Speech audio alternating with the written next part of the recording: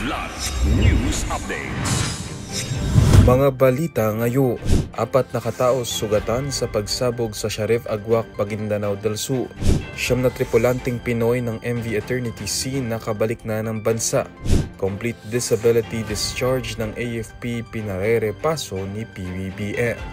Ako po si Cesar Soriano para ihatid ang mga nangunang balita sa buong kapuluan ngayon. 4 na katao ang nasugatan matapos ang umano'y pagsabog ng isang grenade launcher sa sitio Malinis, Barangay Mother Poblacion, Sharif Agwak, Maguindanao del Sur, pasado alas 9:45 ng gabi nitong Desyembre 4. Kinilala ang mga biktimang sina Ryan Pendaton Obpon, 51, Abdulaziz Saludin, 20, Nasrullah Dukay Unayan, 27, at Jonalyn Mamay, 24. Ayon sa pulisya, nasira rin ang isang Toyota Avanza dahil sa pagsabog. Agad na isinugod ng mga residente ang mga biktima sa IPHO Maguindanao del Sur at Sulai Clinic and Hospital. Patuloy ang investigasyon ng Sharif Agwak MPS, katuwang ang PECU, PFU, SOCO, AFP at iba pang law enforcement units. Inaalam pa ang motibo at uri ng pampasabog habang nagpapatuloy ang hot pursuit operation laban sa mga sospek. Nakabalik na ng Pilipinas ang 9 na Pilipinong seafarers na ilang buwan nang bihag ng Houthi militants matapos ang pag-atake sa MV Eternity Sea sa Red Sea noong Hulyo.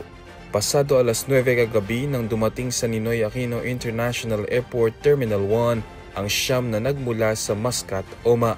Kasama nilang lumapag sa Maynila si Migrant Workers Secretary Hans Leo Kakdak na unang nakipagpulong sa kanila sa Oman. Pinuri naman ni Kakdak ang matatag na interbensyon ni Sultan Haitham bin Tariq na tinawag niyang mahalagang katuwang sa pagpapauwi ng mga Pilipino. Ayon sa DMW, matagal nang malalim ang ugnayan ng Pilipinas at Oman, lalo na sa sektor ng paggawa kung saan libo-libong OFWs ang nasa bansa. Tiniyak naman ng DMW ang pagpapaabot ng financial grants at iba pang suporta mula sa iba't ibang ahensya para sa mga balikbayang tripulante. Sinimulan ng Armed Forces of the Philippines o AFP ang malawakang pagrepaso sa kanilang Complete Disability Discharge o CDD policy upang matiyak na mga sundalong nasugatan o na-disable sa operasyon ay hindi basta-bastang tinatanggal matapos magsakripisyo para sa bansa. Kasunod ito ng direktiba ng Pangulo at Commander-in-Chief Ferdinand Marcos Jr. na tiyaking protektado at may pangmatagalang suporta ang mga mandirigmang na iwang may permanenteng pinsala. Ang utos ng Pangulo ay nagresulta sa suspensyon ng CDD ni Captain Jerome Hacuba, sundalong nabulag matapos ang pagsabog sa Maguindanao noong 2016. Sa halip na i-discharge, ipinapromote siya sa major at ilalagay sa adaptive duties. Personal siyang binisita ni AFP Chief General Romeo Bronner Jr. para kilalanin ang kanyang katapangan at sakripisyo. Para sa Kidlat News Channel, ako si Renzel Linon, nag-uulat.